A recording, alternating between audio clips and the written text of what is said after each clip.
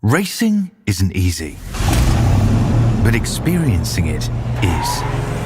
iRacing puts you in the driver's seat with the industry's leading sim racing game. Drive on laser scan replicas of the greatest racing circuits from around the world. Go head-to-head against other drivers chosen by skill-based matchmaking to ensure competitive racing at every level. Compete across all your favorite series. In officially licensed cars, engineered to deliver the most accurate driving experience possible.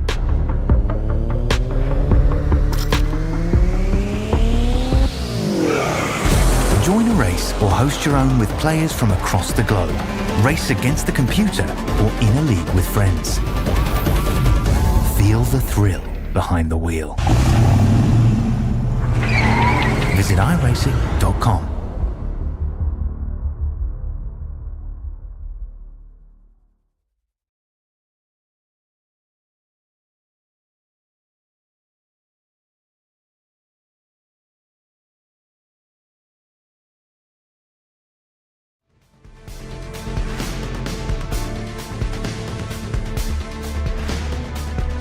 Welcome one, welcome all to SimSpeed TV this Thursday night. You know what time it is? It's dirt time. The Oceanic Dirt Sim Events Australian Sprintcar Championship for 2024.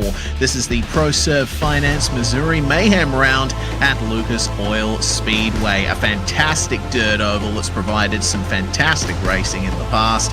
Looking forward to bringing you the action here live on YouTube, Facebook, Twitch and Kick. It's me, Reese Gardner. Joining me in the commentary box for this round, someone brand new to the SimSpeed commentary booth. It's Synergy Sim Racing's Damon Mulqueen. I've commentated many of his exploits in the Hyundai Elantra TCR, but now we get to commentate some dirt, Damon, and I'm looking forward to this. You know, I'm definitely excited to do this. I'm excited and nervous, but, you know, we'll give it a good shot. Now, you know, I've got your experience here, so anything that you can teach me along the way is definitely going to be valuable. Glad to hear it. Well, we'll briefly dissect this circuit before we get into the big runs here in qualifying. We've already advanced through, so we're probably not going to have time to really dissect the track map, but this is the format for tonight. 8-lap heats. We should expect 4 of them, with the top 4 from each advancing to the A main. Then we go for the 10-lap C main, where the top 4 advance to the B main, top 4 from the B main advance to the A, and we've brought back the grid redraw once again. The top 2 from each heat go into the draw, and the random appearance of our good friend the spinny wheel will decide the top 8 spots on the A main grid. But for now, Damon, we are going to focus on seeing just how fast these drivers can go around Lucas Oil Speedway, expecting around 12-second lap times for this circuit. Currently Bradley Oldfield on top. We'll have to wait and see for the likes of Tim Ryan to emerge later on in the session. Tim Ryan catching up Ethan Winter in the championship standings after winning last week's A main. So should certainly be interesting to see how the fight continues here at Lucas Oil. Yeah, it's definitely going to be an exciting battle tonight. We've got a tight sort of bull ring circuit, not quite as small somewhere like Linear, but it's definitely going to provide some action tonight. And, you know, qualifying currently going on. Seeing a 12.3 there for Bradley Oldfield, which is a pretty respectable time, and, you know, there's not a big gap to the drivers down to the back of the field that have done laps currently. But it's definitely going to make for some exciting action.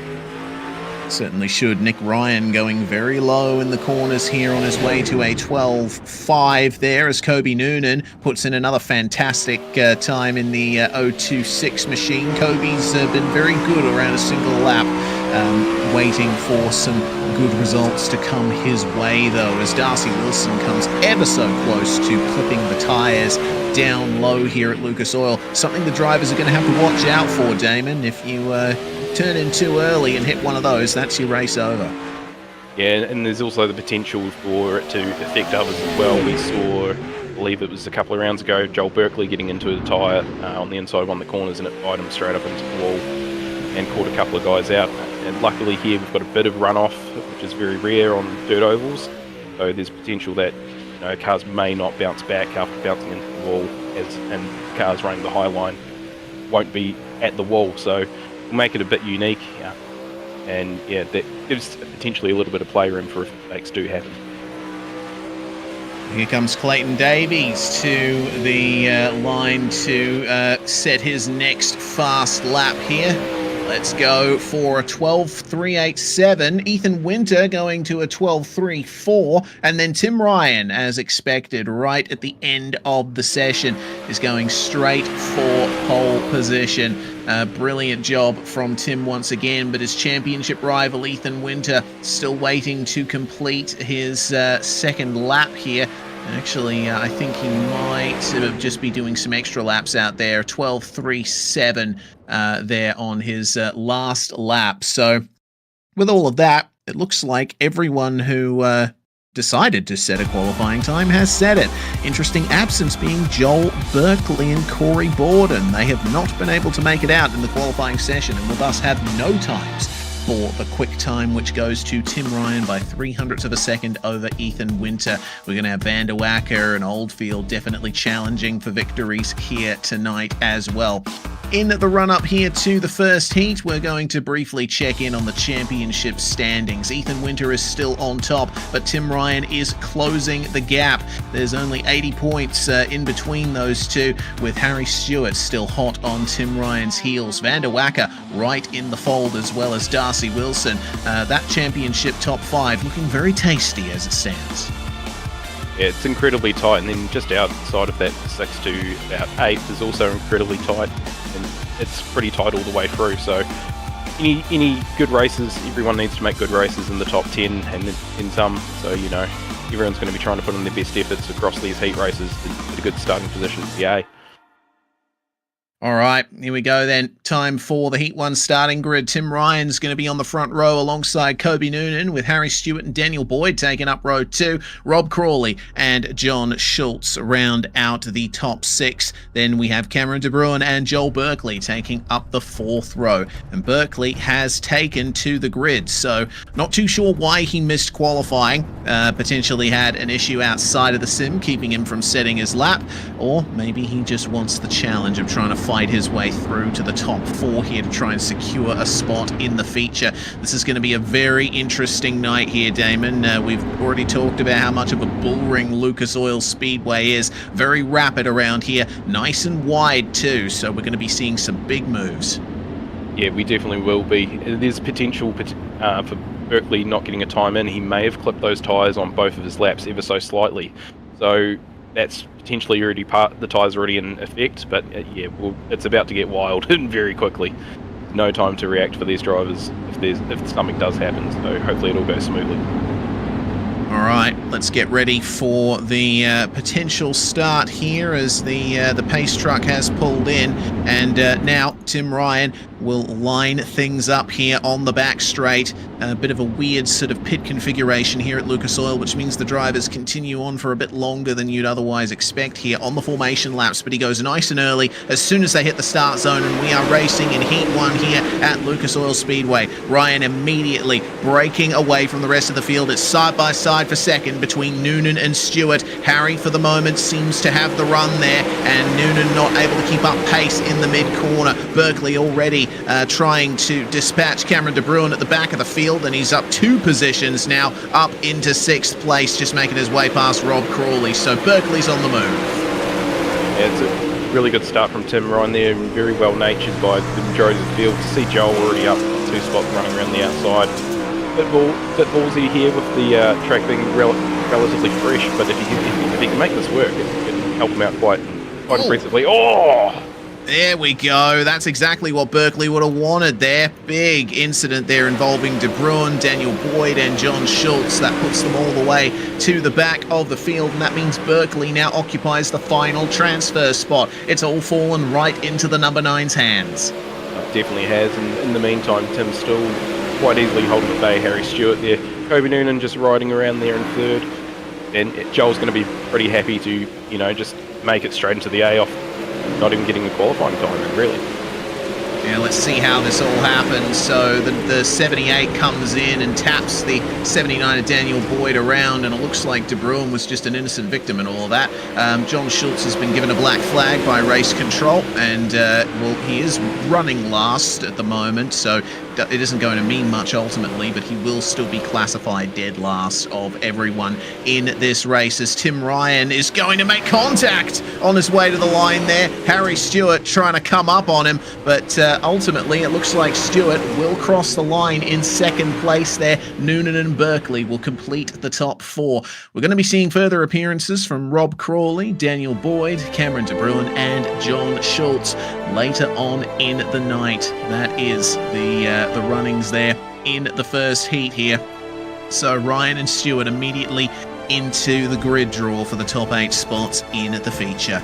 Let's move on to Heat 2. Ethan Winter in the number 39 will start up the front for this one, alongside the 054 of Casey Simons. Brady Baldwin, our league administrator here at Oceanic Dirt Sim Events, starting alongside Jaden Russell on the second row. Then we have Riley Bilson and Mr. 6th place, Brenton Hobson, starting in, you guessed it, 6th place. Nash Granger and Corey Borden are our last 2 cars on the grid, Borden being the other driver that didn't set a time in qualifying. Let's see how well he does from the back. Yeah, well, if anything, Joel getting around to the not getting a really good start and ending up in 6th by the end of the first couple of laps shows that there is pace out there on that outside line if you can make it work. So who knows, this really just opens up the gates for it. Here we go. Yeah, having a moment for Bowden to actually potentially get up there off the get-go. Joel got lucky with that accident between Schultz and the other drivers to just basically get a free pass into it. So I have a funny feeling now with the way this field is for this heat race, it's going to be stacked and pretty difficult. Yeah, but doesn't look like Corey Borden's even going to be taking part in this race. He manually disconnected from the server just moments ago. So unfortunate for him, he will take no further part in tonight's racing. That's a real shame to see. We'll only have 7 cars taking to the start for this one. But I would expect Ethan Winter is going to stand a chance at running away with this. He's obviously been on a massive improvement run this year, solidly in the lead of the championship, though starting to get his heels nipped at by the likes of Tim Ryan and Harry Stewart, so he still needs to bring his A game to this race. Away he goes then, power down, and we're racing once again. Heat 2 is go, and Winter got the absolute jump of a lifetime there. He's going to leave them behind from here. Casey Simons already under pressure from Brady Baldwin and Riley Bilson. Jaden Russell's still there as well, falling outside the top 4, and now under pressure from Granger and Hobson. Let's see if he can make his way back up into the transfer. As we see here, everything's going crazy already. We've got people fanning out everywhere, trying different lines. Brady Baldwin there, getting up in 2nd place. It's a pretty good start so far, and he looks like he's got the challenge on. As we see that Simons having a wee moment there in 3 and 4. Yeah, it looked like it was. He had a big slide there and is now trying to make up some extra time here on Riley Bilson as we find our way through into the 4th lap of this race. He's hit one of the tyres down low. That's exactly what we talked about at the top of the show. You don't want to hit those, and that allows Jaden Russell back through into the transfer spot, but for how long? It's all potentially going to depend on potential damage that Simons has now picked up, because those tyres, they do not move. They are solid, and these sprint cars are really fragile, so very easy to knock something out the front end. All right, let's see then, as we start to see some drivers moving up the circuit now. The track has evolved to the point where the high line is going to start working, but drivers like Ethan Winter and Brady Baldwin still comfortable working the low line. Drivers down the back like Simons, Hobson and Granger focusing on keeping the downforce up through the turns, vaulting their way out on the outside. And for the time being, it looks like it's working for Casey Simons. The checkered flag is going to fly with Winter winning the heat, but Casey Simons will only just miss out there on getting 4th place. You know, that was incredibly tight, and to see the track already evolving to the point where we've got 2 pretty equal lanes running, it's pretty surprising. It was a good run there by all the drivers. Yeah, very good run indeed. So Winter and Baldwin go into the grid draw. Bilson and Russell are granted spots in the feature. We'll see further appearances from Simons, Hobson, Granger, later on. But looks like we may have lost the number 7 of Corey Borden. Better luck next time.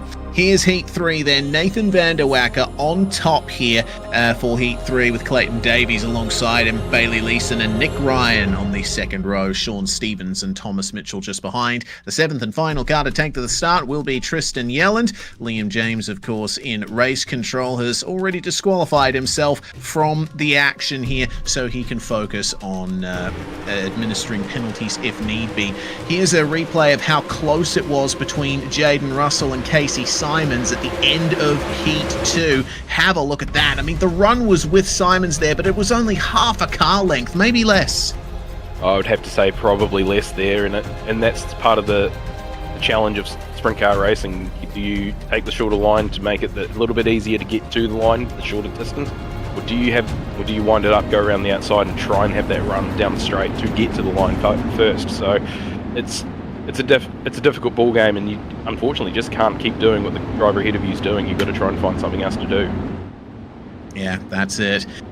That's why we love dirt racing. So many options for the drivers to take, and you are racing the track just as hard as you're racing everyone else. You're trying to chase that grip as the track evolves over the course of the night. We're seeing that there's a very clearly defined high line forming now. How many of the drivers in this stacked field are going to take to it? Pace truck will pull in momentarily, and we'll see what Nathan van der Wacker decides to do. Yeah, this will be an exciting start. We've got 2 very fast and quick competitors on the track side by side off the start here. Yep, here comes van der Wacker then. He'll wait until the start zone, and we are away. Looked like he went a tiny bit early there. He's nonetheless going to get the jump here as flinging it into turn 1 is Bailey Leeson, but Clayton Davies will dip right back under him and grab second place back. Currently, Sean Stevens occupies the transfer spot, but he's going to be fighting hard with Nick Ryan side by side on the way into turns 1 and 2. Stevens still holding on to 4th, but keep an eye out for that number 7 as Bailey Leeson is now trying his hardest to get second place here and that spot in the grid draw. But Clayton Davies holding strong up top. Yeah, that was incredibly tight between Davies and Leeson there. There wouldn't have been too much in it before contact was made. They're putting on a great show between the two of them, and if you're Nick Ryan, what do? They're both going everywhere. It's hard to tell. I think Davies just clipped the wall there on the outside. He did, and he's lost pace here. Oh, and gets rear-ended by Bailey Leeson, who then turns around the 7 of Nick Ryan, and that's going to be the end of Ryan's heat there. He won't make his way into the feature without making his way through the alphabet first. And I get the feeling that Leeson might be getting a little ping there from race control for causing that incident. That's going to make his night ever harder. Yeah, that was a very tough situation for both people, all 3 of them to be in. You know, with Davies getting a bit loose and then tight coming out of the final corner, Leeson bumping into him with nowhere to go, and then didn't quite see what Ryan was doing there. I didn't quite notice how he got to the outside there, but yeah, as we see here now, Leeson getting a black flag, primary cause, so that's definitely going to make his night harder. Yeah, certainly is. As the checkered flag flies, it's van der Wacker who's going to win the heat here with Davies and Leeson crossing the line behind him, but Thomas Mitchell and Sean Stevens will be elevated to the final 2 transfer spots here with that black flag in effect now for Bailey Leeson. So Yelland, Leeson and Ryan will have to make their way through the alphabet here. We'll have van der Wacker and Davies securing their spots in the grid draw. Mitchell and Stevens on the feature grid now. They don't have to do anything else until we get to the A main. Now it's time for the 4th and final heat with Bradley Oldfield up top with Cole Ferguson, Zach Rattray White and Darcy Wilson on the second row, with Aston Hurley, Blaine Densley and Travis Parrott taking up our final spots on the grid. This is another stacked front row. We've seen some brilliant drives from Oldfield and Ferguson this year, and they're still searching for that ultimate glory in the features. It's usually the territory of Harry Stewart, Ethan Winter and Tim Ryan, but We'll see what they can do. This is another view of what gave Bailey Leeson that black flag. Nick Ryan here trying up top, and we saw the switch there between Davies and Leeson, but then Davies, it looked like, just really slowed up, and bizarrely, Leeson didn't dip down low in time, and so that briefly opened the door there for Nick to go for it, but unfortunately a bit too high for Leeson. Yeah, if Leeson maybe came down a little bit more, or tried to, I don't know, stay up high initially, that could have, been a completely different result. Everyone continued on.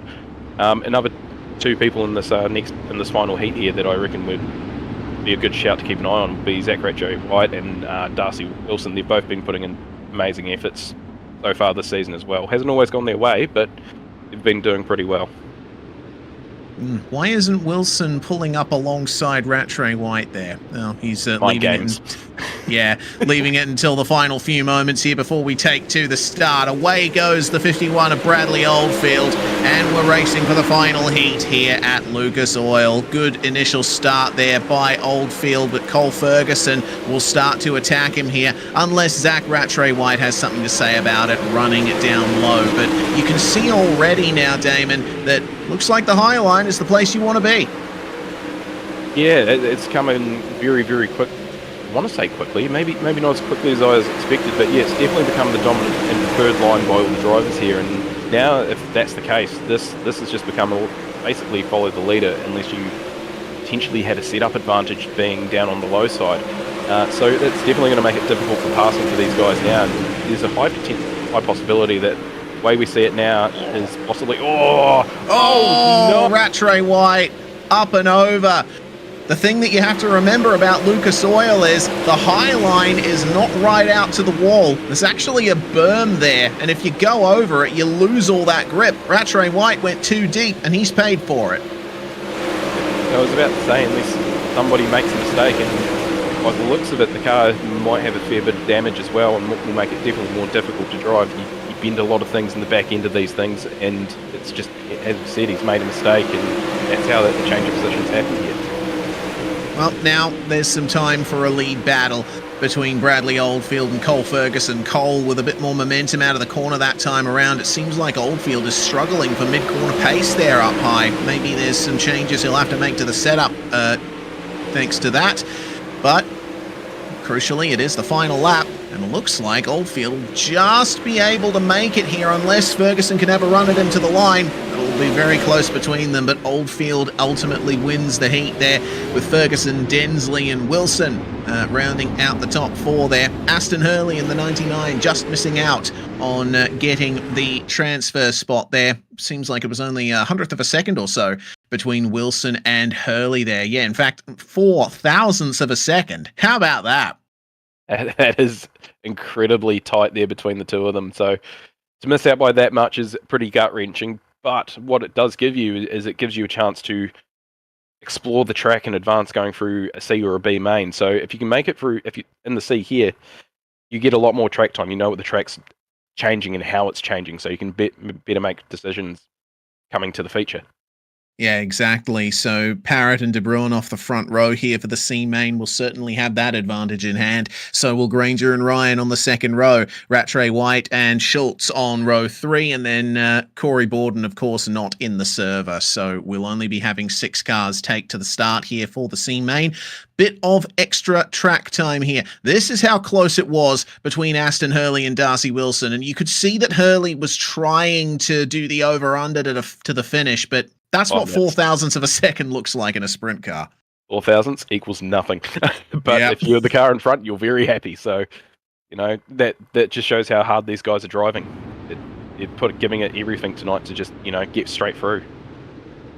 Yeah, for sure. Well, they're racing for the top 4 once again, but this is going to be the right to stay in the night. They're not racing for a feature spot just yet. They have to get into the top 4 in this race. Then if they get into the B main, and the top 4 from that will transfer through to the feature. So the pressure is on for drivers like John Schultz and Zach Rattray-White to recover from the issues that they've had and get up there and be able to actually have a run at the main race here tonight. It's going to be interesting. And it's not always easy, because you transfer from this main, you go straight into the back of the B, so you don't get handed anything easily here. No, certainly not. You'll have to work your way up regardless.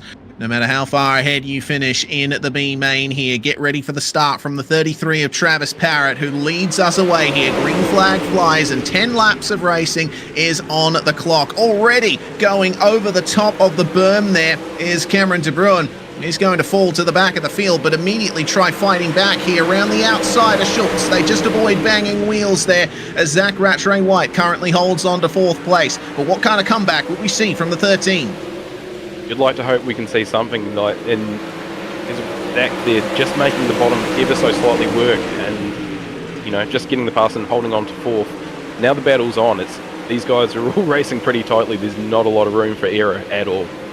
Rattray-White dipping to the inside there to get past Nick Ryan and up into 3rd spot, but they almost bang wheels there on the exit. Ryan has to straighten up the steering a little bit, and De Bruin is coming back here, gets back into 3rd here. Excellent stuff from these guys. It looks like Schultz has had an issue further back. Unfortunately, he's fallen off the rear of the grid oh no, Travis Parrott with a massive problem there up high. He'll fall outside the transfer, and De Bruin finds himself fighting for 2nd with Rattray-White. Any spots you can get once you're in the top 4 here to make it through the transfer can make your night a little bit easier, so you do want to battle as hard as you can to get further up that starting order, because that's potentially 3 or 1 less car to pass. So you can do anything to make your night a bit easier, you go for it. But it's unfortunate there that we've seen, I believe, Schultz have an issue, and then Parrott making some sort of mistake, potentially running wide, jumping that berm, and that's exactly what's happened there. Yeah, certainly has. That's a real shame for Travis Parrott, but all he needs to do is pass Nick Ryan, and he'll find his way into the B. We'll have to wait and see, with now 2 laps remaining in the C main. It is on for this 3rd, 4th and 5th spot here. Parrott is trying up the inside of Ryan here. Might be able to get Rattray-White as well, but there's just not enough momentum preserved down low. We'll have to wait and see around this final lap if the 33 can do anything, as Nash Granger is going to come across the line to win the C main here. And it looks like Parrott's just managed to get ahead of Nick Ryan at the final corner, and he will preserve his spot in the night. That was an amazing run there by Parrott in the last couple of laps. Made the bottom work somehow. We thought it was almost gone, and mainly a dominant line, top dominant track there for a bit. So to get that to work was pretty impressive. Yeah, looks like he might have been fiddling around with his wing, the giant T-tray on top of these cars. Move it forward, you get a little bit more turn in, and I think we're going to be seeing more and more drivers doing that as the night goes on, as the track wears further in. So here's the B main grid then. Rob Crawley and Casey Simons are your front row, with Yelland and Hurley behind. A big chance for Tristo to get a good result here, with Boyd and Hobson 5th and 6th. Then it's Bailey Leeson, who needs to recover from a black flag that he got in his heat, and then it's the top 4 from the C. Nash Granger, Cameron De Bruin, Zach Rattray-White, and Travis Parrott, making it an 11-car grid to take to the start here. And with 2 more laps on the ticker for this race, a 12-lap B main, there's going to be a lot of opportunities to see how this track is evolving. Yeah, this will be a big tell. We've got quite a few more cars on the track compared to the C, so that means more cars pushing dirt away from the surface, so it'll slicken up the corners quite a bit more and start seeing track evolution even further. Did you say Hobson was starting 6th again? Yep, he's starting 6th again. Oh no. Yeah. He's not going to be liking that, is he? Although in saying that, he's only 2 spots out, so it'll be a bit of a blessing here. Yeah, maybe. All it takes is a simple coming together at the front, and if you can avoid getting involved in it yourself, then you'll have a chance. So Can Brenton Hobson make it into the feature? Can the likes of Nick Ryan and Bailey Leeson, and Nash Granger, make their way through as well? The start is on here, and it's a much more orderly start than what we've seen in previous races. Rob Crawley not getting as big of a jump as he might have liked there over Casey Simons and Aston Hurley. It is on for fourth, though. Tristan Yelland gets pipped by Hobson round the outside. Has to get on the brakes as Tristo loses all that momentum. And Hobbo is now up into the transfer spot. Contact, meanwhile, the 25 there of Nash Granger getting shuffled all the way to the back. I'm impressed they all survived. Oh, no, there they go. Oh, and we've had more contact on the front straight too. Oh, no, Crawley. That's massive there. Yeah, looks like Nash Granger is out as well. I think Casey Simons might have been involved in that incident as well. Well, what all that's done is it's promoted Brenton Hobson to the lead. Aston Hurley will now be fighting him for the top spot in the B main. That's impressive. Oh, these boys are playing for keeps, aren't they? And they're fighting almost for my sheep stations, aren't they? Or you can put it that way. No, leave my sheep stations alone, boys. But no, this is impressive racing that we've got going on. Unfortunately, we've had contact there between drivers and whatnot. We're about to see what's happened to Crawley here now. And what is it? Oh, he's just come up into... That was Simons. Casey there, and that's just really, really unfortunate. Thinking you're clear, and these gaps here between the wall and cars, they close up really quick. Daniel Boyd and Travis Parrott get into the wall. And that's 3 more cars eliminated. Looks like De Bruin has had issues too. Oh, and the battle between Hobson and Hurley got ever so close again. And it has brought Leeson straight back into it as well. Leeson now running in second with Hurley trying to close that back up. And the top 4, you're all in. Don't do anything too crazy. You've got a massive gap. 2 seconds is like a lifetime in speedway terms. Yeah, certainly is. But remember, every session gives points in this championship, and it also helps to define your ultimate grid spot at the back for the feature. So obviously they're going to be fighting hard for any extra chance they can get. But yeah, I would imagine that things should calm down a little bit from here. At least I'm hoping, because they've got a huge gap over Simons and Yelland. They don't need to race each other that hard. Rattray White, though, will be pressuring Aston Hurley for a spot in the top 3. He's trying his best to make use of the cushion that's emerging there in the middle of the road, but a much bigger cushion up top. Well, final lap. And Brenton Hobson is going to be pumping his fists with joy as he crosses the line in first place. He wins the B main here at Lucas Oil Speedway, with Leeson and Hurley joining him on the podium. Zach Rattray White will also transfer through into the feature. All right. Those are your results then. Big dramas for Simons, Yelland, Travis Parrott, Daniel Boyd, De Bruin and Crawley. Nash Granger, unfortunately, involved in the same incident that took out Crawley as well. So we're going to be saying goodbye to them for the time being. But now we move through into the random grid draw. The top 8 positions to be decided here, with the top 2 positions from each heat. First up, joining us, Tim Ryan. I know you're not the biggest fan of these, Tim, but the grid draw has smiled on you a bit in recent rounds. No, it's not. If you listen to I'm probably thinking a few rounds ago. Come on, what are you complaining about? That's awesome, boys. What a win. There we go. Recent reverse psychology. Yeah, I manifested it, Tim. Oh, man, that's cost me a lot of money for tonight, but yeah, no, we'll see how it goes. I think the track's quite racy. I think that's probably why Brady and the team haven't reset it.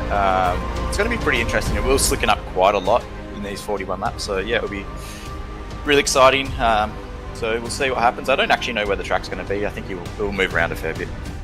Yeah, I do apologise. I might have been thinking a few rounds further in the past, but we are joined now by Ethan Winter, who is going to be hoping for a position up there with Ryan on the front row potentially, but it could all go wrong right here. I'm seeing 4th place is there for you, Ethan. Yeah, it's not bad. If there's no rework for the track, I think it'll move around a lot early on. Hopefully it doesn't go single file at the end, but as a group this week, Vortex BBS, we've been really strong, so I look forward to our chances. Yep, indeed. Well, we'll leave Ethan to keep his preparations going as Nathan Vanderwacker joins us now. Well, the second row is gone, Nathan. So, yeah, it's either up the top or down the bottom. Hopefully up the top. Oh, so close to first. That's all right. That's kind of a lucky number for me, so hopefully it plays well tonight.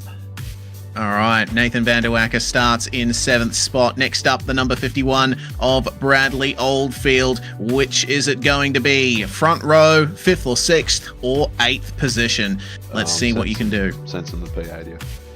Yeah, sensing a P8. Yeah, you've gotten that a couple of times, I think, in previous rounds. And the way things are going...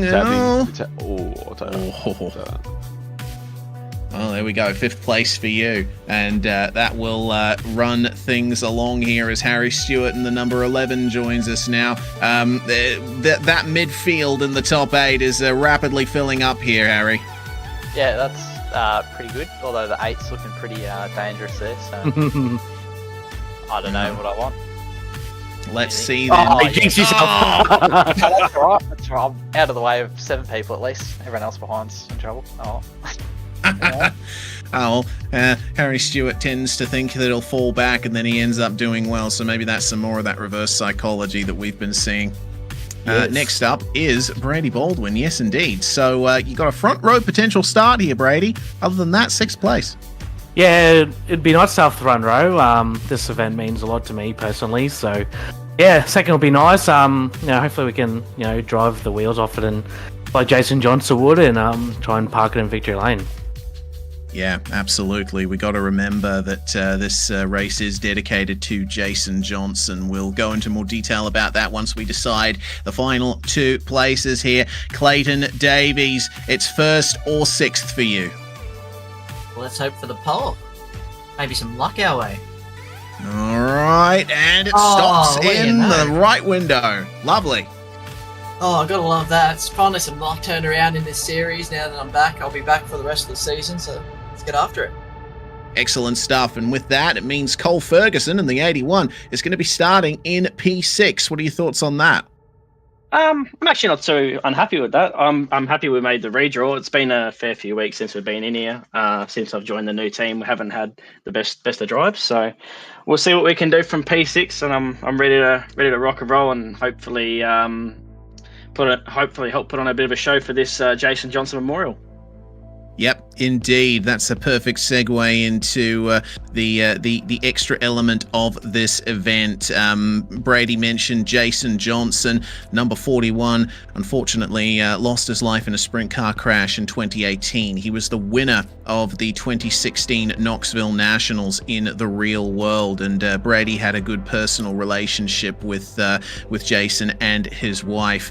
Of course, their shop is not far away from Lucas Oil Speedway, and so Brady has decided to put the Forever 41 on this event. The A main is going to be 41 laps in length, and it's $41 to win. So I bet the likes of Davies, Baldwin, Ryan, everyone in the field is going to be chasing that prize.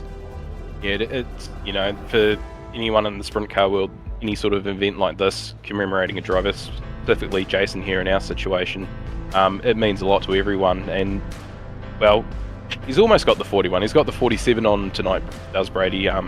He worked with Jason when he was over at Archerfield in 2012, and that's the car that he's run, and he's put the Synergy sponsors on it, but it's a JJR car as far as I'm concerned. Yeah, absolutely. So, as you said, there's the personal connections there, and that this is one of them. And I believe that's sort of where it all started. So it's good to see Brady chucking on not just a livery that he worked on, but for a close friend, and so we hope he goes well tonight. And we just want to see everyone do well. That to be running a car that Jason ran, that little bit more special. Yeah, exactly. Great gesture by Brady and the crew at Oceanic Dirt Sim Events. We will get going very soon for the Jason Johnson Memorial here at Lucas Oil Speedway. Missouri Mayhem, we're expecting a lot of it. There's been plenty of mayhem in the heats and the alphabet. Let's see how it turns out in the feature. Of course, when we go through to the grid here, the top 8 as they start will be different to what you see on screen right now. What you need to remember is that Davies and Baldwin are your front row as things stand. So the top 8 will shuffle about on the formation laps. Kobe Noonan and Riley Bilson will round out the top 10 with Thomas Mitchell and Blaine Densley in 11th and 12th. Lining up behind them, Joel Berkeley and Jaden Russell on the 7th row. Sean Stevens and Darcy Wilson row 8. Hobson will be starting 17th alongside Bailey Leeson. And then Aston Hurley and Zach Rattray White make up our 20-car field for this 41-lap A main. It's going to be a long and tough race here, Damon. With the track evolving as it is, Tim did mention the track is still quite racy. Let's see how racy it is by the end. I think by the time we get to the end of this race, this track is going to definitely have seen better days. I think that's an easy way to put it. And you know, for the guys down the back, how do you want to run this race? Do you want to push hard early on when everything's tight and close? It makes sense to run that way, but we've got a pretty long race here. It's not very often we have 40-lap races here, so you try and play the time game a little bit and look after your stuff, your equipment, and then make a push towards the end. It's all about surviving those first 40 laps for a run on the final one. It's a fantastic racetrack, this Lucas Oil Speedway. A lot of challenges facing the drivers ahead. We'll likely see the lower line come back into its very own. I think they'll be running the top line early on. They got to be careful not to go over the banking and onto that flat area up by the wall. That's going to be a massive aspect of the early part of this race. I also want to put a shout into this here, and with the way the tracks are running so far, do we potentially see a middle line come in with the bottom and the top wearing out? Yeah, that is another very good point. I mean, we're seeing sort of very faint cushions starting to form there, some extra big bits of clay in the middle of the circuit, and that might end up being where the grip is. So we'll have to wait and see as we get ready for the start here of the ProServe Finance Missouri Mayhem at Lucas Oil Speedway, supporting Forever 41. Let's go then, as Clayton Davies leads us away. Green flag in the air, and it flies. We are away. Tim Ryan immediately gets up to second spot. Lovely dive into turns 1 and 2, puts Baldwin back to third place, where he's going to have to contend with championship leader Ethan Winter. Ryan on the high line, Davies down low, and Tim's making it work. Yeah, it was an impressive start there by Davies, and Tim to get up there so quickly was really impressive too. Seeing Baldwin struggle a wee bit with the top, and I think right now we've got a racetrack that's pretty even. It's going to be difficult here, and it's now going to be where do the guys run? Which part wears out? Where do you make your moves? It's a game of chess, boys. Absolutely is. You see how much slick there is down low there? There's a little strip of clay right by the tyres that's very slick indeed. It's around where the front tyres are, so it's all about rear grip on the way out of these corners, so the drivers won't have too much trouble with that. But man, look at this racing in the midfield. They're going 3 wide into pretty much every corner here at the moment. The 51 of Clayton Davies trying to work his way through here. Gently does it. On your way out. And Joel Berkeley rapidly making up places, as is Darcy Wilson. Berkeley's up 4 spots. Darcy's up 6. But Cole Ferguson still holding strong in third up the front of this field as they try desperately to work their way through and find the optimum grip. Yeah, in the midfield here, you've just got to find your place and take authority on it. You've just got to sit your car somewhere and hope someone hasn't found something even better. The guys up the front, they'll be racing hard. They'll be racing as hard as they can, but they will be doing their best to conservatively drive around this track. Yeah, looks like Clayton Davies is the picture of being conservative right now. He's just running solidly down low, barely a hint of oversteer from the number 50. We turn our attention to Nathan Vanderwacker, who's trying to make his way past Harry Stewart here for 4th, but Stewart's not leaving much room up top there for Vanderwacker to make his way through. He's going to have to find another way around, potentially with a slide job. He's going to try and go down low, try and use that emerging middle line there, but is the exit grip there? Not quite. Looks like that top line is still got not quite top. We've almost got like a three-quarter high line there, which seems to be doing the work at the moment. We still see Brady Baldwin up there riding the top. And did I just see something in the background? Oh yeah, Jaden Russell and Sean Stevens, it looks like, both having an incident at the back of the field. So our first caution of the night is out after 11 laps completed. Gonna be honest, I think that was a pretty impressive run. We had quite a fair bit of 3 and 4 wide in the background. As we take a look here, so it looks like there was a bit of touch between Russell and Rattray White, and then Stevens just left nowhere to go. Oh, who was that in the 28? 28. Mitchell. Yeah, Thomas Mitchell. He had to jump into the pits as well to take a fast repair there. Looks like Clayton Davies has decided to take a fast repair as well. That's interesting. Davies now re-emerging right at the back of the field. I'm starting to wonder if he's caught a tyre early on and we've missed it. Yeah, must have. I was watching that car when it was on screen and I thought that's pushing quite a lot, as in the front's not turning. Either he's got maybe too much rotation in the initial turn-in, but then it just had nothing, and maybe that was why he was wandering around the bottom. Yeah, good point. Well, in any case, Clayton Davies has come in to refresh his car. You can do that in the first, I think, 15 or so laps at 20 laps at an event like this. So, yeah, still within the window, but he's got a lot of work to do, as now it will be Tim Ryan and Ethan Winter bringing us away here. The championship top 2 with the leader on the outside. We've also got Harry Stewart there, 3rd place in the championship. Vanderwacker down in 5th place. So every one of our championship contenders is right up the top of the field here. And we're going to see how this works out as the second green flag period begins to start the 13th lap of racing here. And already Stewart trying around the outside of Ferguson. How much room will be given up the top? You would like to hope a little bit of room will be given here, especially since we haven't even... Oh, we have Snats in the background, I believe. Oh, Berkeley.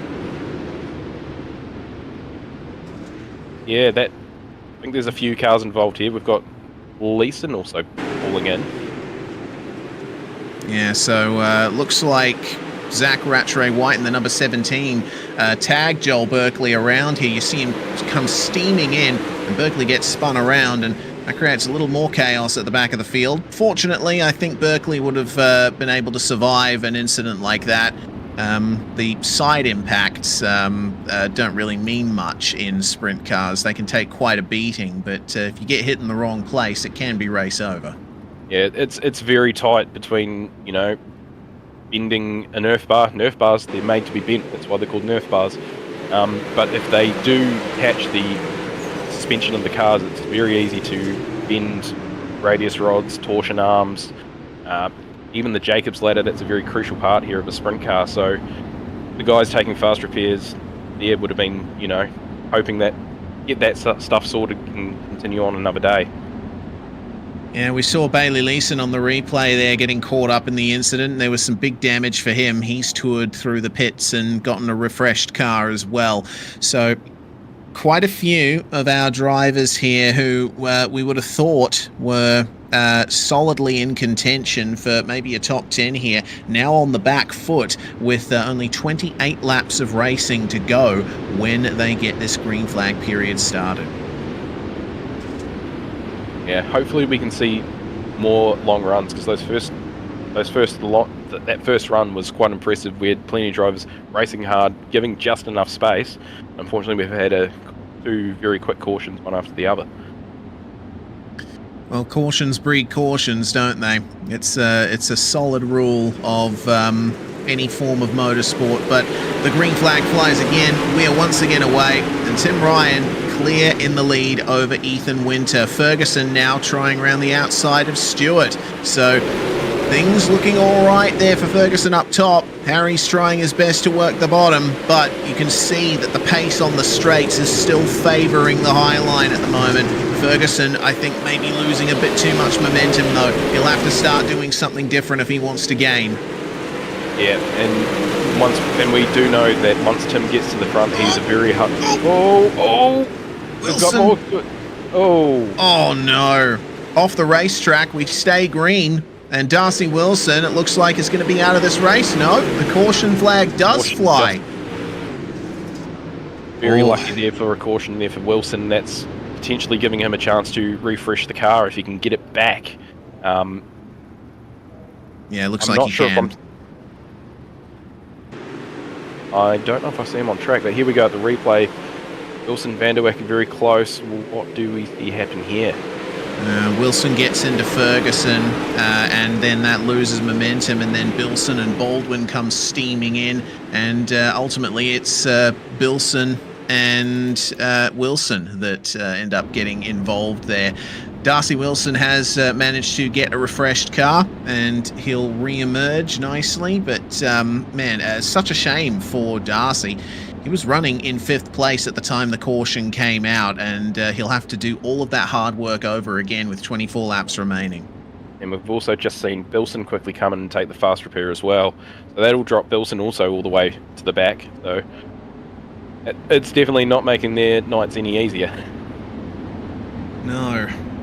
It has made things a tiny bit easier for Clayton Davies, who's been steaming his way up through the field again, working his way back up into 13th place, and I think it'll be 11th by the time we get things back going again. So keep an eye out for Clayton Davies. He's going to be charging his way up, but this will give an extra chance to drivers like Brenton Hobson as well, who finds himself in the top 8 now. Jaden Russell, despite his involvement with the previous caution, is now up into 9th, and waiting to see if it's going to be it's still going to be a double file restart for the time being, but I think if we see another caution, we might go to single file restarts a bit early. Regardless, they form up, and Tim Ryan will lead us away once more. Ethan Winter's been searching desperately for a chance to try and get the win here, but Ryan is holding strong, and he has the advantage on these restarts. He's able to get on the power just like that, and there we go. Not as much of a jump from Ryan as we've seen previously, but he will lead into the first couple of turns, and Harry Stewart now has a go at Winter for second, just grabs it, but Winter's going to come back at him. Yeah, again, another great restart for Tim. You've got to try and play the game on restarts here. Being so specific. Another car on the wall. There's been a big crash further back. The caution is back out. Clayton Davies, one of the cars involved. Aston Hurley. Oh, God. I think we saw about 5 or 6 cars up in that fence there, so that is... Yeah, we're going to have to unpack this. This is big. Davies will come up into Berkeley and Bilson. And, oh, God. It looks like it's also involved Thomas Mitchell as well. I didn't catch the other car that was involved in all of that. I believe it was Blaine Densley was also involved. Yes. Berkeley stopped on the racetrack. I think there's some problems there in the number 9. Well, we're still in the window for drivers to take a fast repair. The question is, will any of them have a fast repair left after all the shenanigans we've seen? Yeah, we've seen Blaine Densley come in and take his. I'm not quite sure if we saw too many others come in, because there's going to be some cars with some quite significant damage to either the front or the rear end of their cars. So the handling for them is going to be quite catastrophic if they've taken some really hard hits. Well, restarts have been changed to single file. And hopefully we'll be able to avoid any further incidents of that nature going forward. Yeah, going down to a single file restart just eliminates a little bit of the crazy. We've got still got a lot of cars on track, I believe. So not going to be completely not crazy, but it's definitely going to hopefully clean things up a little bit. Yeah, here's hoping. Hearing that the top 8 currently still have their fast repairs, but everyone else has used theirs already. So drivers like Berkeley are really going to be on the back foot coming into these final laps of the feature. Ryan's already away, and Harry Stewart will pressure Ethan Winter for second. The cautions immediately come back out again. Looks like Bailey Leeson is the car that brought it out, and that was contact with Darcy Wilson that made that happen. Wilson was trying the slide job and went up into the 52. Yeah, hopefully we can see a replay there to determine what sort of contact was made, because if it was wheel-to-wheel contact or maybe just a wheel to a Nerf bar, it could determine how bad someone's car's going to react, and almost riding completely over that right rear. So there's potentially going to be a fair bit of damage. The car looks okay pacing around, and so hopefully it's not too bad, but then Wilson may also have some right rear damage. It might have pushed that right rear askew or pushed it in, so might need to keep an eye on him. If his car's not handling well, it could mean problems for people behind. Yeah, certainly could. Well, restart time again. How long will it be before the next caution? Have to wait and see. The pressure is on for second again. Stewart working the inside beautifully there to gain some advantage in the mid-corner. The caution is back out again. No. Sean Stevens this time. And it looks to me like, once again, it's a matter of rear-end contact. And Riley Bilson, I think the car that brought it out that time, he was flinging it into the corner as Stevens was trying to slow down for the low line. You'll see it happen here as they come into turns 1 and 2. In comes the 91, and just a little tap around Stevens goes. Lucky for no one else to be caught up in that, especially if the car's spinning down the track. It seems that race control have given an in-line penalty to Bilson there as primary cause. So that's Bilson to the back, and yeah, we're just going to have to... I really hope these guys settle down and start racing a little bit more cleanly. We've only just ticked over halfway in the race, essentially, so I really want to see this go green all the way to the end. Yeah, don't forget the race has a time limit of 28 minutes, and we are currently, I think, around about 15 minutes elapsed. So if we still get cautions at the same rate we've been getting them, we might still be able to make it the full race distance, but we'll probably be in danger if those standards continue. So let's hope and pray to whatever deity you may believe in for a nice, clean green flag run here. We want to see Ethan Winter and Harry Stewart battle over second. We want to see if Tim Ryan can keep the lead that he has held here for quite some time. Away we go then. And Ryan won't get a huge jump, but it'll be just enough for him to maintain the pace. Yeah, it looks, so far, it seems to be an alright restart. We've top 3 incredibly close, and then everyone in behind sort of fanning out, trying to find their own little groove to run on. How do we see this track evolve? We've got cars almost everywhere. Yeah, for the time being, it looks like Ryan might be in a little bit of trouble as the 28 of Thomas Mitchell is working his way up. Now Ethan Winters pushing him high and up the inside. Oh. Tim will straighten the car up on the exit and try and fight this one. He'll be going high, but is that too high? He's all the way up against the wall, and he's made it work on the flat. Now that is impressive. Wow, I don't think I've ever seen anyone pull that off before. It looked like, well, there's a bit of a groove. He's doing it again. Well, this could be interesting. Wow, okay. We just found something new here. Oh my gosh. Yeah, I think everyone's going to be looking at that and going, okay, that's a bit crazy, but I might just have to try it if I want the advantage. Tim's tried it a couple of times, but it looks like he switched back down low, maybe pushing a little bit too far for his liking. Here comes Harry Stewart trying to line up the exit on Ethan Winter side by side for second, coming into turns 1 and 2. Got to be gentle on your way out. Sorry, it was into turns 3 and 4. I always get that confused. Which end of the track is the leading edge? Who knows? In any case, Yeah, one of them, and it's a 50-50 chance whether or not you'll get it right, which is better than most chances in my commentary.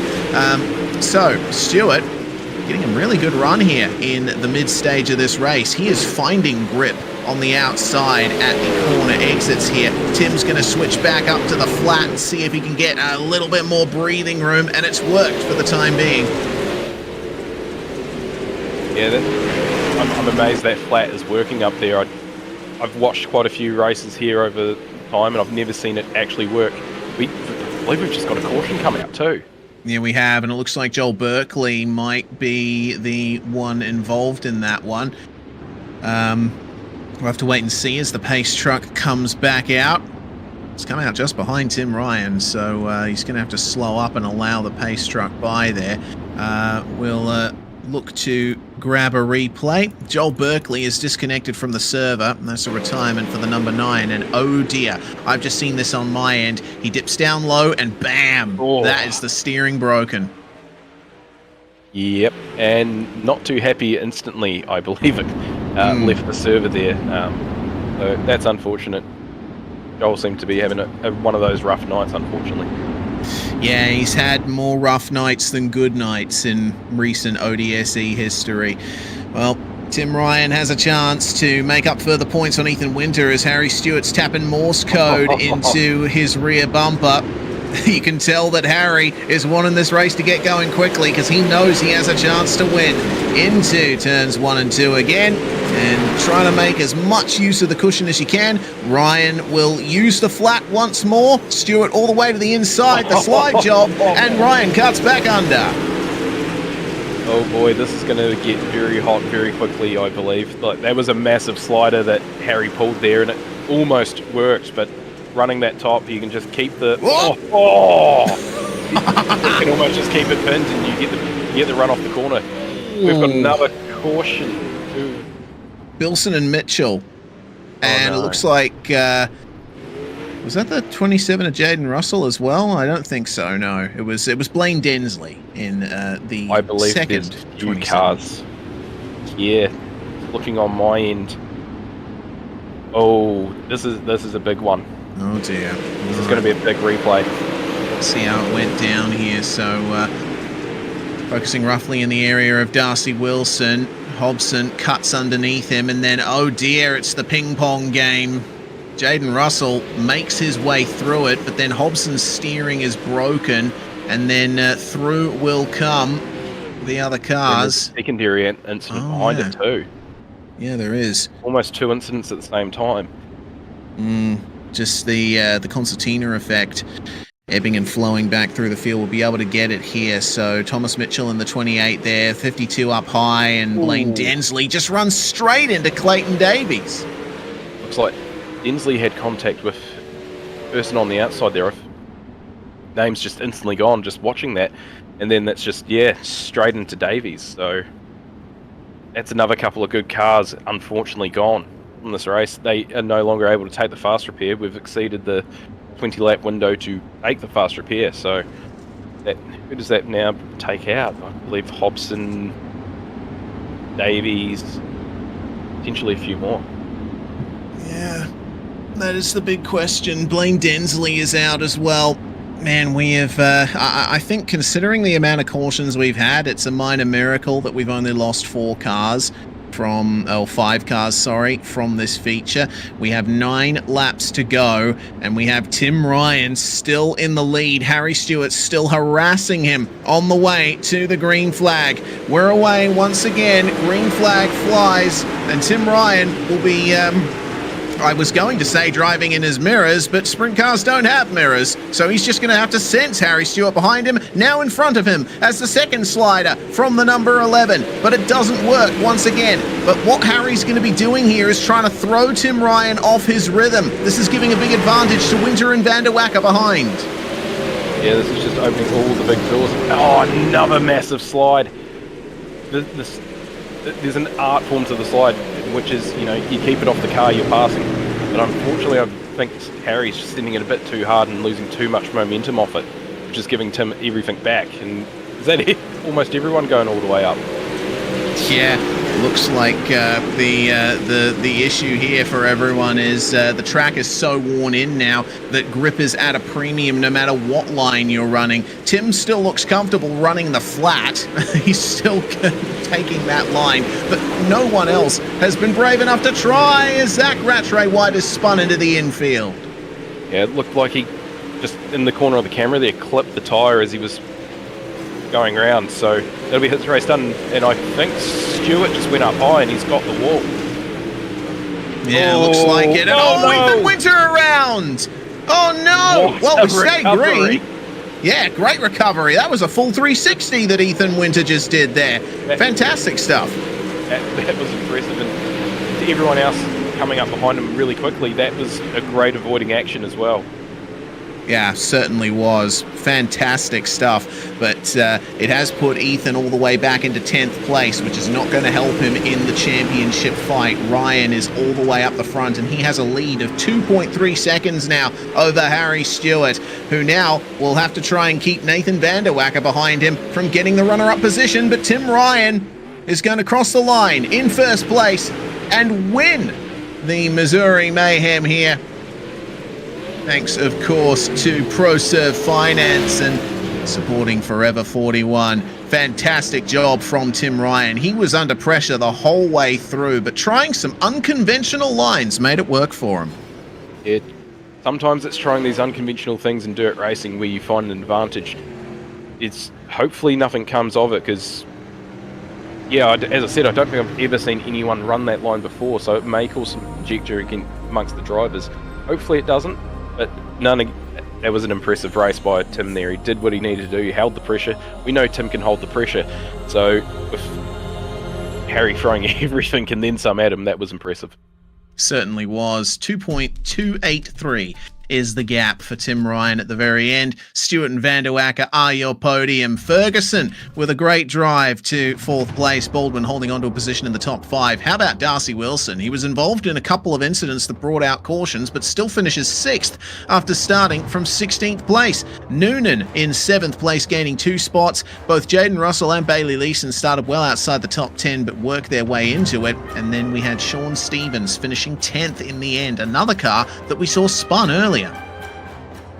Yeah, just surviving is a key thing here, and as we continue down the finishing order here, we Riley Bilson 11th, Thomas Mitchell 12th, Evan Winter would have been hoping for more, but unfortunately that contact right towards the end just didn't pay out for him. And then unfortunately we come to our retirees: Zach Rattray White, Brenton Hobson, Blaine Densley, Clayton Davies, Joel Berkeley, Aston Hurley and Bradley Oldfield.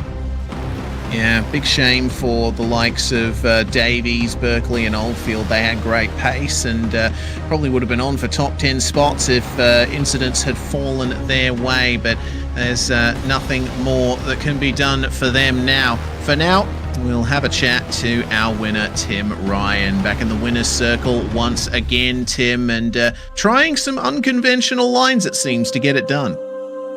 Yeah, I knew that was going to come in, to be honest with you boys. I was just, I had the car set up there, so it was pretty average in the middle of the racetrack, to be honest, and I was just waiting till I kind of really need to go up there because it's pretty risky, to be honest, and that's why when Ethan got around me, I went straight away there and fully committed to it because I kind of knew it was in type thing, and that's kind of where I had the car set up as well. Yeah, it's still difficult though, considering the change in banking up there. Most drivers just run a little bit off the wall because that berm, as we saw in the heats, can be a death sentence. Absolutely, it was really tough to run, and it's such a long way around as well. It was really hard to get away from Harry. But then once we got clear of him, we were like 3 or 4 tenths lap quicker, which is absolutely massive on the sim. Just from being purely just up on that line, it's so much better. But just really difficult to run.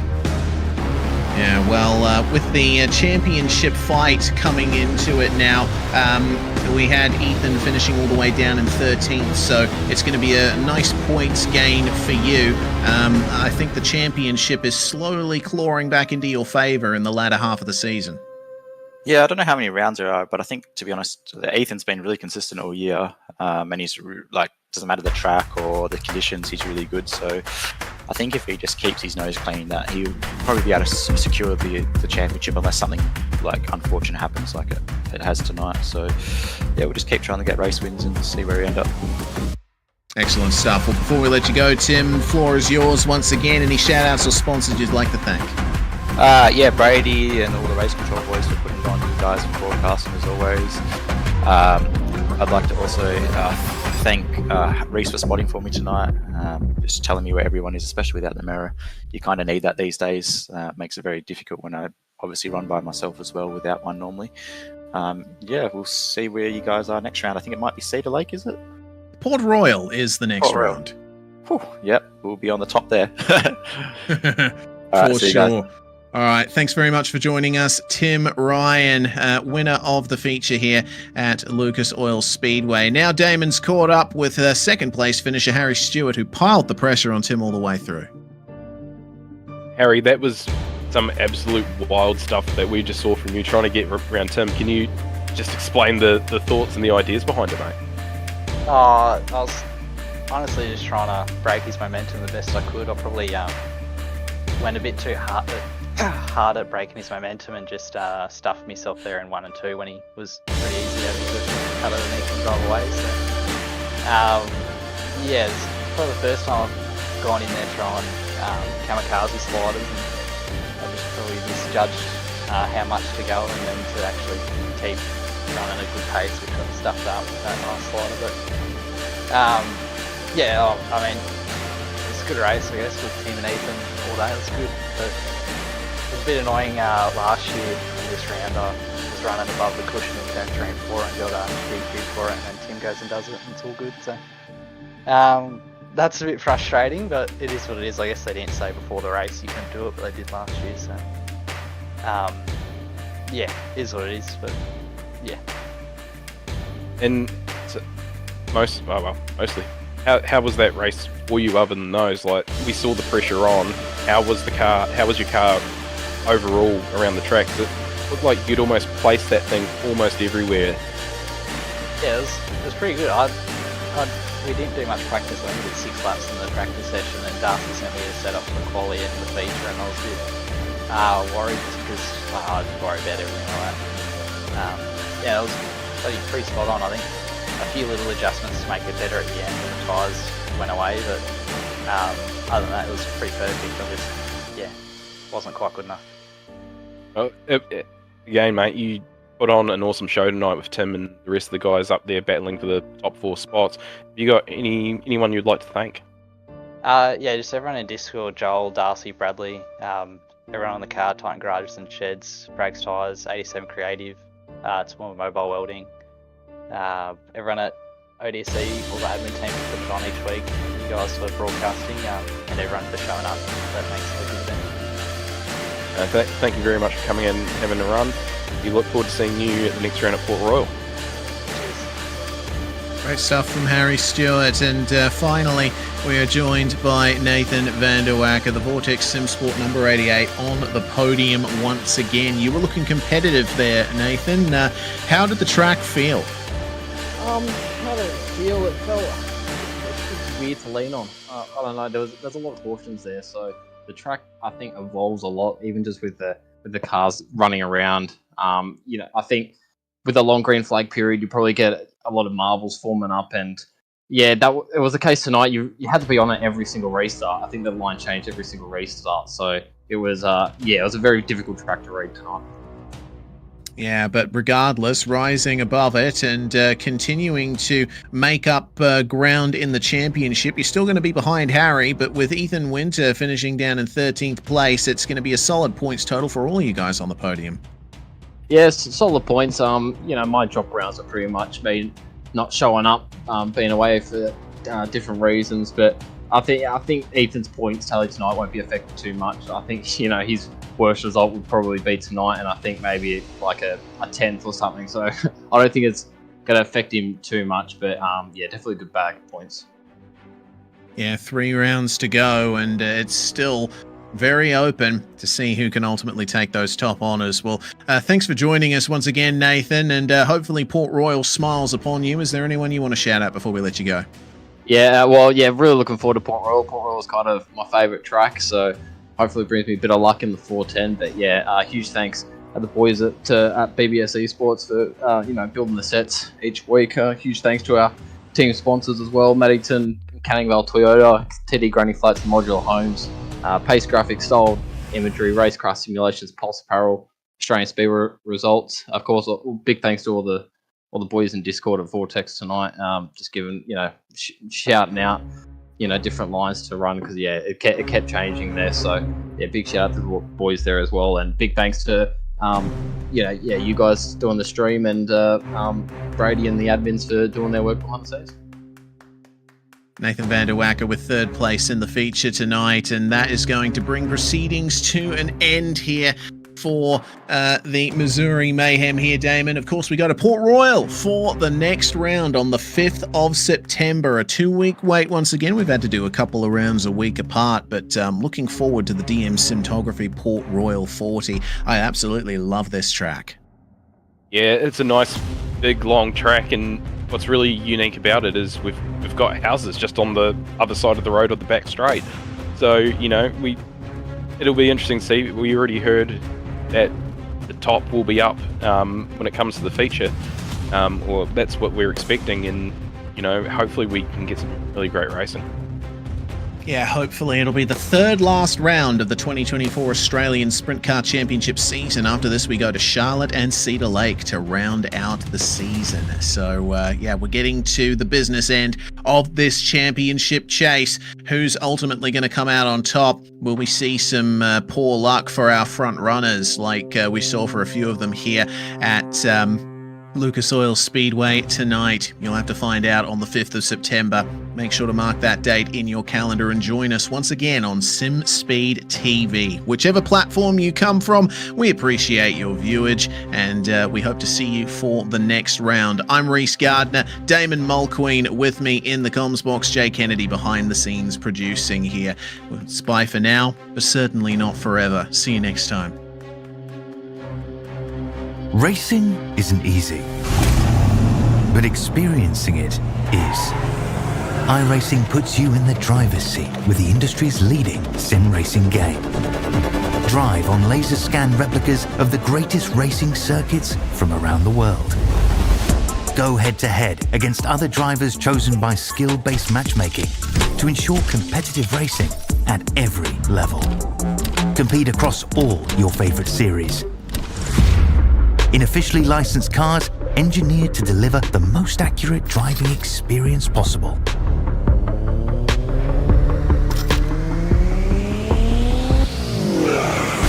Join a race or host your own with players from across the globe. Race against the computer or in a league with friends. Feel the thrill behind the wheel. Visit iRacing.com.